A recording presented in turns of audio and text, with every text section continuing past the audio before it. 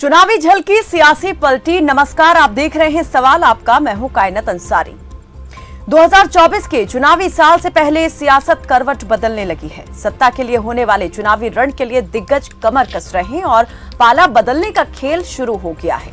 हरियाणा में चुनावी बाजी जीतने के लिए हर कोई अपना दांव चल रहा है। हर दल की अपनी अलग चाल और हाल है, लेकिन ऊपर से शान दिखाई देने वाले राजनीतिक दलों के भीतर भी अब हलचल शुरू हो चुकी है। पूर्व मंत्री जगदीश यादव बीजेपी का दामन छोड़कर कांग्रेस में शामिल हो गए हैं। अपने सैकड़ों समर्थकों के साथ जगदीश यादव कांग्रेस में शामिल हुए और दावा किया कि उनका ये कदम चुनावी समीकरणों को बदल कर रख देगा।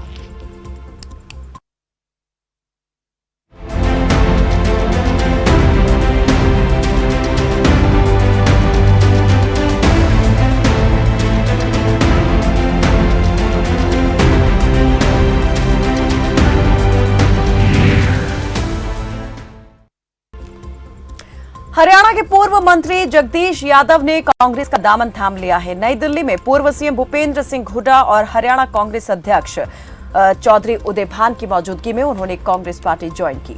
इस दौरान सांसद दीपेंद्र हुड्डा और खासकर दक्षिणी हरियाणा कांग्रेस की सीनियर लीडरशिप मौजूद रही।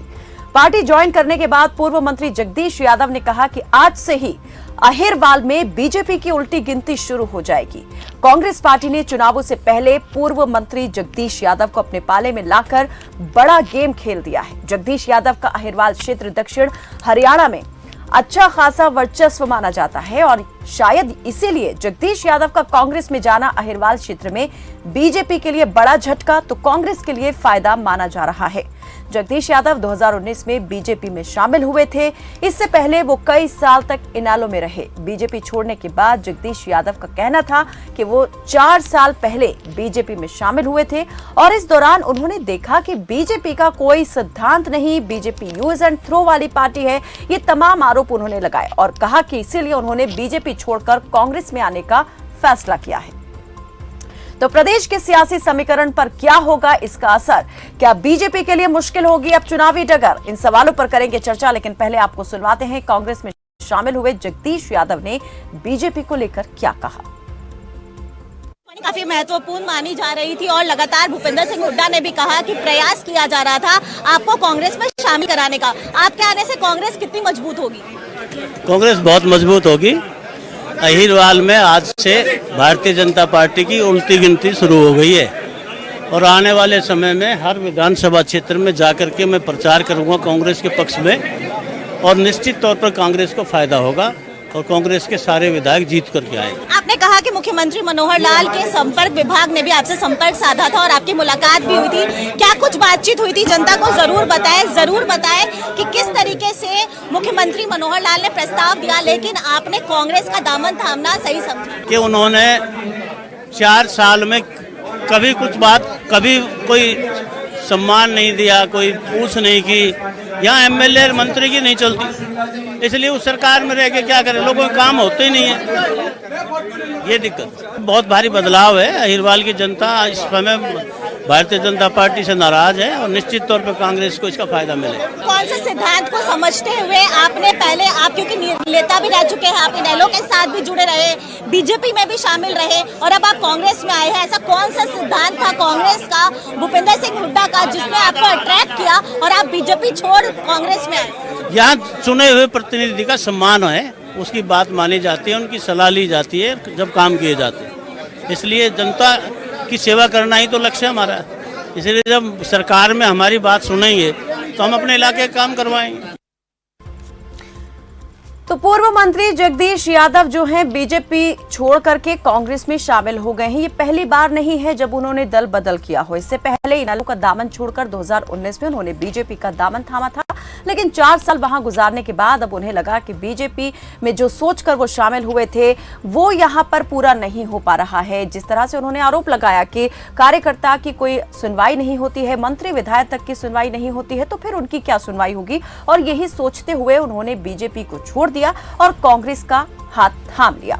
तो यहां पर इस प्रकार की राजनीति को जनता किस नजरिए से देखती है और जिस तरह से जगदीश यादव दावा कर रहे हैं कि अहिरवार क्षेत्र में कांग्रेस को बड़ा फायदा वो पहुंचाने वाले हैं और बीजेपी को बड़ा झटका लगेगा, क्या वाकई ऐसा होने वाला है? इस पर हम चर्चा करेंगे, लेकिन उससे पहले डालते हैं सवालों पर नजर। तो जगदीश यादव के साथ मजबूत हुआ कांग्रेस का हाथ। हरियाणा में बीजेपी की बढ़ेगी चुनावी चुनौती, क्या ऐसा होने वाला है? सियासी चेहरों के लिए क्या है जनता की कसौटी? दल बदल वाले नेताओं पर जनता को कितना भरोसा? तो जनता किस तरह से देखती है इस प्रकार से एक पार्टी को छोड़कर दूसरी पार्टी में आने वाले नेताओं को? क्या वही प्यार, वही विश्वास जनता का बना रहता है या फिर उसमें कमी आती है?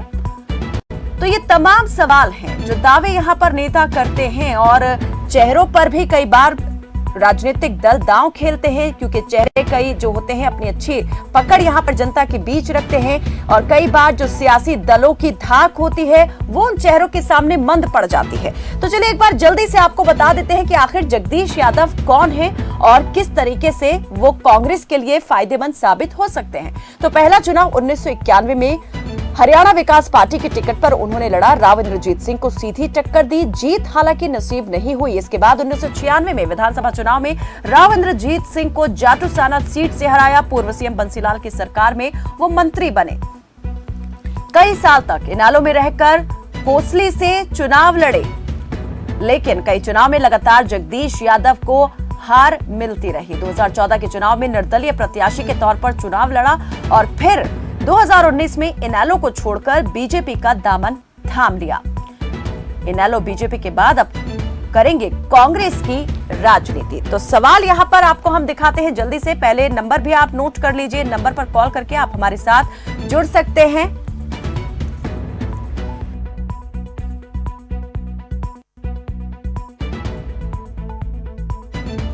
तो हरियाणा में राजनीतिक समीकरण किस प्रकार से बन रहे हैं, किसके लिए ये फायदा, किसका नुकसान और किसकी पाले में ज्यादा जो है होगा घमासान, इस पर हमारी चर्चा अब शुरू होगी। नेहा धवन बीजेपी प्रवक्ता हमारे साथ जुड़ गई हैं और कांग्रेस के प्रवक्ता वेद प्रकाश विद्रोही हमारे साथ जुड़े हैं। आप दोनों का बहुत स्वागत है इस चर्चा में हमारे साथ जुड़ने के लिए। सबसे पहले बीजेपी प्रवक्ता नेहा, मैं आपसे चर्चा की शुरुआत करूंगी। जगदीश यादव बड़े भरोसे और विश्वास के साथ बीजेपी में शामिल हुए थे। जिस प्रकार से वो मीडिया से रूबरू हुए, जनता तक अपना संदेश देने की कोशिश की, आरोप यहां पर गंभीर यहां लगा दिए उन्होंने कि मंत्रियों की, नेताओं की सुनवाई नहीं होती है। तो फिर एक पार्टी कार्यकर्ता के तौर पर अगर वो बीजेपी के साथ जुड़े हैं तो क्या सुनवाई होगी? जो सोच के गए थे वो पूरा नहीं हुआ, इसलिए बीजेपी को छोड़ रहे हैं। कायनात जी, अभी आप जगदीश यादव जी को सुना, वो आपके पत्रकार से बात कर रहे थे। उन्होंने खुद ही बात कही कि यहाँ पर मुझे सम्मान नहीं दिया गया और मेरी कोई पूछ नहीं हुई। यहाँ बात केवल उनकी पूछ की हो रही है, क्योंकि मैं कहूंगी कि जगदीश यादव जी पूर्व मंत्री रहे हैं, सम्माननीय हमारे बड़े नेता हैं, लेकिन यहाँ पर भाजपा से उनकी जो एक्सपेक्टेशन थी वो अपने स्वार्थ की राजनीति की बात कर रहे हैं। भारतीय जनता पार्टी का ये सिद्धांत वाकई नहीं है। इस पर जगदीश यादव जी ने बिल्कुल सही पहचाना कि भारतीय जनता पार्टी समान रूप से जनता का काम करती है, जनहित के काम करती है। अगर कोई भी बड़ा नेता या कोई भी कार्यकर्ता जनता के हित के काम लेकर आता है तो सरकार उसके साथ हमेशा खड़ी रहती है और वो कार्य करती है। अगर कोई पर्सनल हित की बात करेगा, खुद के स्वार्थ की बात करेगा, अपने परिवार या अपने सगे बंधुओं की बातें, उनके फायदे की बात लेकर आएगा सरकार के पास, तो वो काम कभी भी नहीं। हमारी हरियाणा की सरकार, माननीय मुख्यमंत्री मनोहर लाल जी, तो ऐसा कौन सा स्वार्थ था जिसके चलते वो बीजेपी की तरफ इतना ज्यादा उनका रुझान बढ़ा, वो बीजेपी में शामिल हो गए और फिर वो स्वार्थ सिद्धि नहीं हुई तो उन्होंने उसे त्याग दिया? देखिए, बहुत सारे ऐसे लोग आते हैं। जब चुनाव था 2014 में, नरेंद्र मोदी जी की लहर थी और सभी को मालूम था कि सरकार 2014 में बनने वाली है, 2019 में बनने वाली है, और 2019 में ऐसे बहुत सारे लोग जो हैं वो ये सोचकर आए थे कि सरकार बनेगी और फिर से एक बार मलाई खाने का मौका मिलेगा। लेकिन हमने हमेशा से ये बात कही थी कि हम परिवारवाद से हटके काम करेंगे। हमारे यहाँ पर नेताओं की सत्ता, जो पहले जो दादागिरी चलती थी सत्ता में रहकर और उनके घर से फैसले लिए जाते थे, उस तरह के फैसले हमारी सरकार में नहीं होंगे। लेकिन ऐसे बहुत सारे नेता जो हैं वो 2019 में एक गलत धारणा लेकर भारतीय जनता पार्टी के साथ आए थे। हमने उनका सम्मान किया था, हमने उनको अपनी पार्टी में वो जगह दी थी, लेकिन उसके बाद उन्होंने अपनी स्वार्थ की सिद्धि को देखा, अगर वो पूर्ति नहीं हुई तो अब उनके मन में आया और उन्होंने भारतीय जनता पार्टी का दामन छोड़ दिया। हमारी जो पार्टी है वो तो देखिए, हमारे कार्यकर्ता हमेशा लेकिन अक्सर देखा गया है नेहा के चुनाव में दूसरे दलों से आने वाले नेताओं को ज्यादा तवज्जो दी गई है। बीजेपी की ओर से पैराशूट उम्मीदवार यहाँ पर कई चमके हैं पार्टी बीजेपी की बदौलत। देखिए, जो भारतीय जनता पार्टी के समान हित, जो हमारा मेन संगठन का जो उद्देश्य है, उस उद्देश्य के साथ मिलकर काम करेंगे तो उनका हमेशा ही स्वागत रहेगा, सम्मान रहेगा, और हमने तो हमेशा ही सबको सम्मान दिया है। लेकिन मुख्यमंत्री की तरफ से, जैसे उनका कहना है जगदीश यादव ने कहा कि मुख्यमंत्री की तरफ से उन्हें रोकने की कोशिश भी की गई, कहा गया कि कांग्रेस में ना जाएं और बीजेपी में ही रहें। तो ये तो बिल्कुल ही एग्जाम्पल यही बात का है कि हमारे परिवार में जो सम्मिलित हुआ, हमें उसका सम्मान है। अगर हम सम्मान नहीं करते तो मुख्यमंत्री जी यादव जी से बात ही नहीं करते। अगर वो उनको सम्मान नहीं देते, उनकी अहमियत हमारे संगठन में नहीं होती, तो माननीय मुख्यमंत्री जी कभी भी उनको फोन करके नहीं कहते कि आप रुकिए, आपका अपना परिवार है, भाजपा संगठन आपका अपना संगठन है, यहाँ पर आप रुकिए और हमारे साथ हमारे राष्ट्र हित के एजेंडे में साथ में काम करिए मिलकर। लेकिन पर्सनल हित के लिए तो भाजपा सरकार कभी भी काम नहीं करेगी। ये हमारा, लेकिन कहीं ऐसा तो नहीं कि हाशिए पर चले गए थे और यही बात उनको अखर रही थी, इसलिए कांग्रेस की तरफ वो रुख कर गए हैं, कांग्रेस का उन्होंने दामन थाम लिया। चलिए इस पर हम बात करेंगे। एक दर्शक रणवीर हमारे साथ जुड़े हैं रोहतक से। ज्यादा अच्छे से दे पाएंगे इस बात का जवाब तो आपको यादव जी से लेना चाहिए। ठीक है वेद प्रकाश जी, यहाँ पर नेहा जी ने सवाल कर दिया है कि जो तवज्जो बीजेपी नहीं दे पाई क्या कांग्रेस वो दे पाएगी। इस पर मैं आऊंगी आपके पास में। एक दर्शक जुड़े हैं रणवीर रोहतक से, स्वागत है आपका रणवीर जी, रखें अपनी बात। नमस्कार जी। कहना जी, मैं नया टाउन से एक बात पूछना चाहूंगा, उम्मीद करता हूं कि इसका जवाब ये अपने दिल खोल कर देंगी। नया जी, गांव में 8 दिन में बाद में पानी पीने का मिलता हो, चलने के लिए रास्ते नहीं हो, उस गांव में हाउस टैक्स जायज है या नाजायज, मुझे सिर्फ इस सवाल का जवाब दीजिए। बाकी रही बात सरकार की, नया जी हम एक पुलिसमैन, हम किसी पार्टी से जुड़े हुए, लेकिन हमारी राज्य सरकार भी और केंद्र सरकार भी बिल्कुल फेलियर थी। इन्होंने सिर्फ देश के ऊपर कर्ज बढ़ाया है और लूटा है देश को, किया कुछ नहीं। देखो अभी आप कहोगे कि लूटा कैसे है, कहते हैं कि हमने वैक्सीन फ्री में दे दी। अरे कर्मचारियों का 34,000 करोड़ रुपए तो डीए खा गए, इतना चंदा लोगों ने दानवीरों ने किया, सारा चंदा खा गए। रास्ते सब टूटे पड़े हैं, स्कूलों में टीचर नहीं है, हॉस्पिटलों में डॉक्टर नहीं है। बोलिए आपने किया क्या है, मुझे कोई भी काम बताइए। चलिए रणबीर जी, अगर मैं आपकी बात का निचोड़ पूछूं तो अभी जिस तरीके से दल बदल की राजनीति हो रही है, समीकरण जो बदलते दिखाई दे रहे हैं, इससे क्या आपको लगता है? बीजेपी का सुपड़ा बिल्कुल देश की बात साफ कहना थी। चलिए बहुत बहुत शुक्रिया रणबीर जी हमारे साथ जुड़ने के लिए। एक और दर्शक मास्टर आर की कालिया अम्बाला से हमारे साथ जुड़े हैं, स्वागत है आपका कालिया जी, रखें अपनी बात। आदाब जी आदाब। देखिए मेरी अजीजा, बात ये है, जनता को ना फायदा कभी हुआ ना होगा, ये नई बात तो है नहीं। दल बदल जानी थी और ये नई बात नहीं है। ये सियासतदान हमेशा अपना फैला सोचता है, या मेरी बात मानिए, इसको लिख लें आप कोरे कागज पर। सियासतदान ने हमेशा अपना फैला सोचा है। जनता पहले भी पिसती रही, अभी पिसती रहेगी, और बड़े अफसोस से करना पड़ेगा। ये अपना फैला सोचते हैं कि वो कानून की थोड़ा लहर है। मेरा किसी पार्टी से कोई लेना लगा नहीं, मेरा कोई मतलब नहीं किसी पार्टी, मैं रिटायर्ड मास्टर हूँ। ये मानना पड़ेगा कि इस जो सियासत है हमारे यहाँ भाजपा की, लोग इनसे खफा हैं। ठीक ये केवल और केवल धर्म की और मजहब की राजनीति करती है। लोगों को रोजगार चाहिए, लोगों को रोटी रोजी चाहिए, लोगों को महंगाई कम चाहिए, लोगों को सुविधा चाहिए। तो मेरा मतलब ये है, ये जो दल बदलने वाले हैं मेरी अजीजा, ये तो अपने हित के लिए सोचते हैं। दुख इस बात का है, देश में राजनीति कितनी हावी होती जा रही है। एक IAS खुद देखा हमने, आप पत्रकार हैं, बहुत बड़े पत्रकार हैं आप, एंकर हैं आप, IPS मंत्री के पीछे गाड़ी के पीछे दौड़ता है। बड़े अफसोस की बात है भाई, ये देश का भला कैसे होगा ये। अरे पढ़ा लिखा तबका बहुत खफा है, बहुत खफा है पढ़ा लिखा तबका, इस बात का मैंने सोचा है। देखिए, ना पीने का तरीका, ना पिलाने का शोहूर। मेरी बात को बुरा मत माने, मेरे भाई बैठे, मेरी बहन बैठी हुई है, ना पीने का तरीका, ना पिलाने का शोहूर। अरे कैसे कैसे लोग चले आए मैं खाने में हजूर। यूं थोड़ी देश का भला होगा। देश के लिए कुर्बानी कीजिए, पेंशन हमारी बंद कर दी, 400 पेंशन ले रहे हैं। ये कहाँ देश का भला करेंगे? ये क्यों नहीं कहते कि हम पेंशन नहीं लेते, हमें एक पेंशन चाहिए? इतने दुनिया भर के बत्ते, बताओ क्या करें? ये अपना फायदा सोचते हैं मेरी अजीजा, हमारा फायदा क्या सोचते हैं? हमारा फायदा सोचता है ऊपर बैठा हुआ जो अल्लाह है, खुदा, प्रभु श्री राम जी, वो हमारा बड़ा सोचते हैं, ये नहीं सोचते। शुक्रिया। चलिए, बहुत बहुत शुक्रिया आर के कालिया जी हमारे साथ जुड़ने के लिए। ठीक है वेद प्रकाश जी, एक सवाल यहाँ पर नेहा जी ने भी किया था कि जो सम्मान यहाँ पर उनको जगदीश यादव को बीजेपी में नहीं मिला, क्या वो सम्मान कांग्रेस उनको दे पाएगी? और नेहा, आपके लिए भी कई सवाल यहाँ दर्शकों के द्वारा आ चुके हैं, मैं चाहूंगी उन पर भी आपकी बात लूं, लेकिन पहले वेद प्रकाश जी से उनकी बात। कान्हा जी, आपको, बहन नेहा धवन जी को और आपके दर्शकों को मेरा नमस्कार जी। जगदीश यादव के भाजपा छोड़ने से एक बात तो तय हो गई कि भाजपा नेताओं को यूज एंड थ्रो करती है। जब तक उनका प्रयोग करना कर लो, काम निकल गया फेंक दो, मतलब निकल गया तो पहचानती नहीं। जगदीश यादव ने यही कहा है। अगर जगदीश यादव इनके साथ नहीं होते तो रोहतक की सीट ये नहीं जीत पाते किसी हालत के अंदर।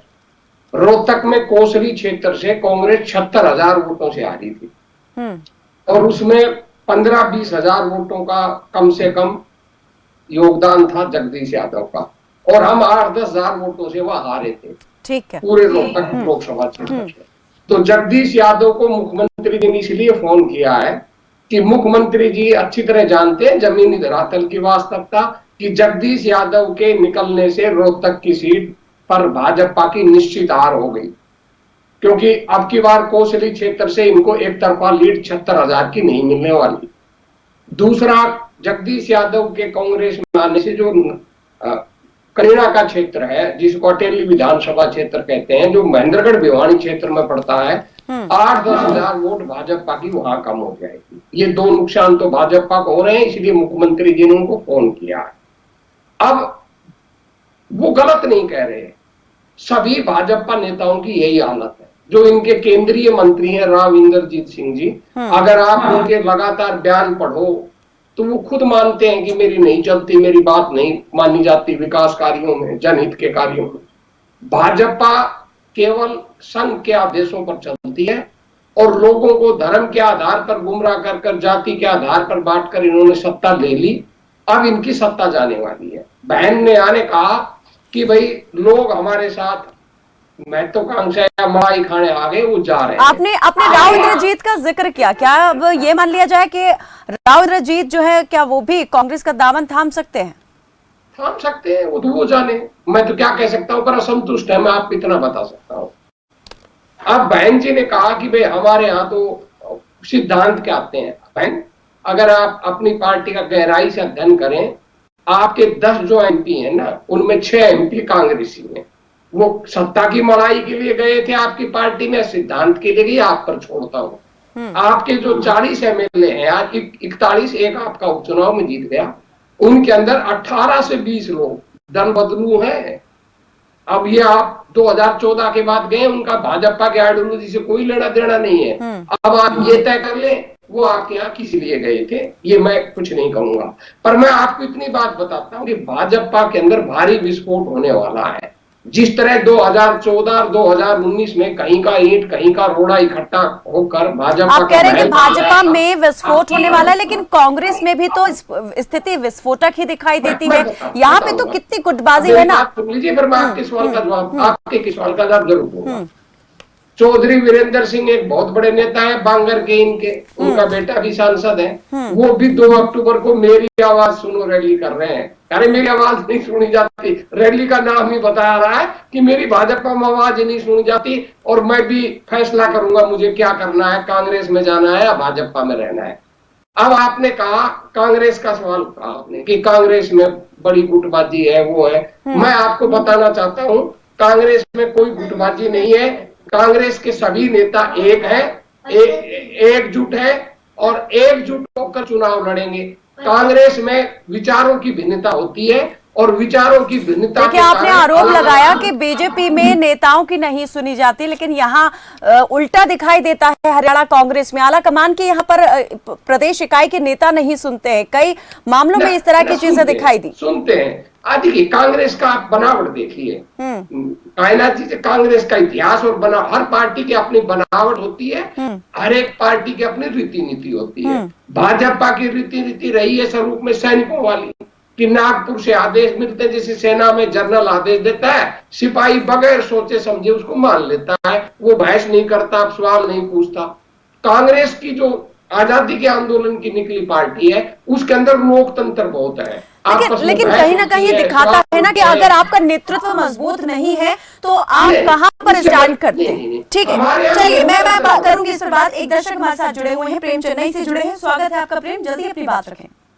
नमस्कार जी मैम, आपने ठीक कहा, नेतृत्व की बात कही। नेतृत्व को तोड़ने वाला देखिए ना आपने, जिससे परिवारवाद को तोड़ते तोड़ते तोड़ते एक घरों को तोड़ दिया।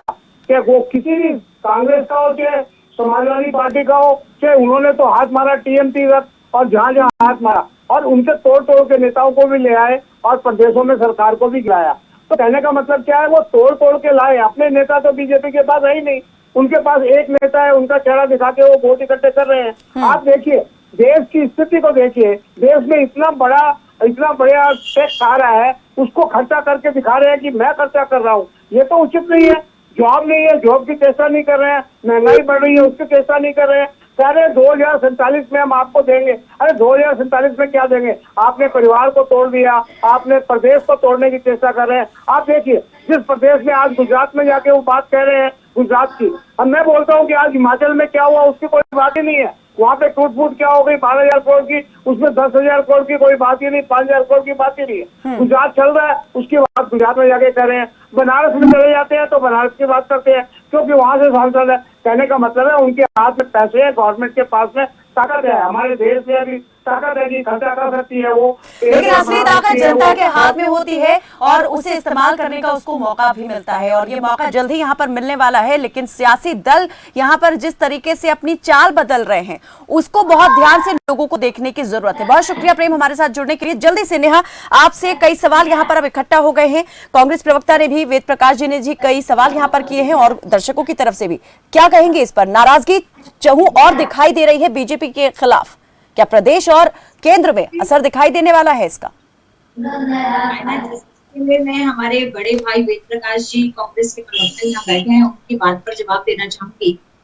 वेद प्रकाश जी अभी खुद ये बात बोल रहे थे कि भाजपा ने कहीं के ईंट कहीं के पत्थर लाकर अपनी इमारत को खड़ा कर दिया, लेकिन क्या यादव जी जो है, जगदीश यादव जी जो है, वो INLD से भाजपा में आए और भाजपा से कांग्रेस में गए, क्या वो अपनी पार्टी को भी यही बात कहेंगे कि ये कहीं के ईंट कहीं के पत्थर है? और अगर भाजपा को छोड़कर इनकी जो कयास है कि भाजपा को छोड़कर अन्य नेता आएंगे तो वो भी तो इनके लिए कहीं के ईंट कहीं के पत्थर होंगे। तो अगर कांग्रेस के प्रवक्ता ही यही बात हमें कह रहे हैं तो एक बार आईना अपनी तरफ भी घुमा कर देख लें। आप लोग भी वही काम ही करने जा रहे हैं तो फिर आपका हश्र क्या होगा? ये बात सियासी दौर में ये सब बातें चलती हैं। किसी का अगर मलाई खाने की इच्छा है और वो कहीं मलाई खाने को नहीं मिलेगी तो वो दूसरे दल में जाएगा। लेकिन मैं यहाँ पर एक बात कहूंगी, रणवीर जी हमारे साथ सबसे पहले कॉलर जुड़े थे, तो फिर उन्होंने कुछ बातें उठाई थी जी। उन्होंने ये बात उठाई थी कि यहाँ पर मेडिकल की कोई सुविधाएं नहीं है। मैं रणवीर जी को ये बात बताना चाहूंगी और भी जो दर्शक आपके माध्यम से सुन रहे हैं, जितने भी हरियाणा में एम्स खुले उनकी संख्या आज और इससे पहले की सरकारों में कितनी थी आप जानते हैं।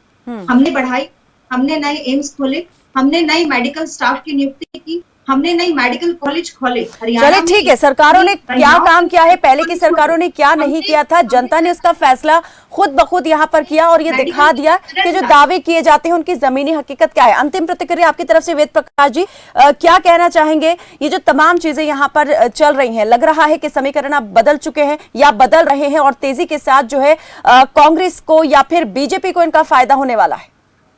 देखिए कायनात जी, हरियाणा के अंदर अहीरवाल का क्षेत्र ही कांग्रेस के लिए सबसे कमजोर था।